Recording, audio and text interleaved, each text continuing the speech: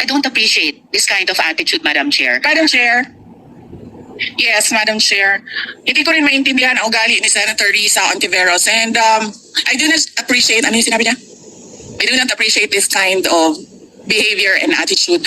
Madam Chair, noong 2016, tumatakbo si Senator Risa Ontiveros na senator, nakailang talo na siya. Pumunta siya sa Davao, humingi siya ng tulong. Humingi siya ng tulong sa akin. Kinausap niya ako ng kinausap doon sa law office ko sa Davao City. Sabi ko sa kanya, o sige, tutulungan kita. Nanalo na siya, at nung nanalo siya, anong ginawa niya? Siya ang pinakaunang umatake kay President Rodrigo Duterte. Anong tawag sa ugaling ganito?